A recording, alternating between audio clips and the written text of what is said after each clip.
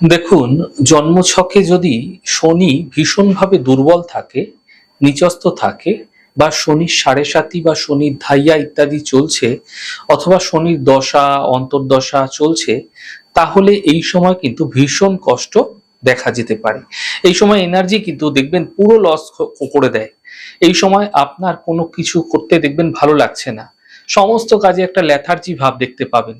যে কোনো কাজ আজ করব কাল করব করে দেখবেন সমস্ত সময়টা কিন্তু চলে যাবে, কিন্তু আপনি কোনো কাজ সঠিক সময় সঠিকভাবে করতে পারবেন না। অর্থ তো আসবে, কিন্তু অর্থ আপনি রাখতে পারবেন না। দেখবেন কোনো না কোনোভাবে অর্থ আগের তুলনায় খুব বেশি খরচ হয়ে যাচ্ছে, অর্থাৎ কোনো না কোনোভাবে অর্থ কিন্তু বেরিয়ে যেতে দেখতে পাবেন, থাকতে চাইছে না অর্থ। বিশেষ করে শরীর এবং মনের মধ্যে বিশেষ খারাপ প্রভাব কিন্তু দেখা যায়।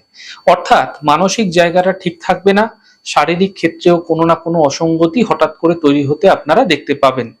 সাধারণত কি হয়, শনির যাদের সাড়ে সাতি চলছে, ধাইয়া চলছে, তাদের ক্ষেত্রে এমনটি কোনো না কোনো ভাবে হয়েই যায়। যাদের শনির সাড়ে সাতি ধাইয়া শনির দশা চলছে, তারা একটি ছোট্ট উপায় করে বিশেষ শুভ ফল আপনারা পেতে পারেন। কি করবেন? প্রত্যেক মাসে পূর্ণিমা তিথি আসে এবং প্রত্যেক মাসে একবার করে অমাবস্যা আসে। তো প্রত্যেক মাসে এই অমাবস্যার দিন এবং পূর্ণিমার দিন আপনারা দুটি জ্যান্ত মাছ বাজার থেকে কিনে আনবেন এবং প্রবাহমান নদীতে আপনারা ছেড়ে দেবেন বা পুকুরের জলে ছেড়ে দেবেন।